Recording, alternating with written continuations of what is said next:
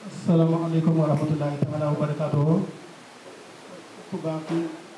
sëñ Seex ñun sa taalibe yi fi nekk ci dëkk bi yëpp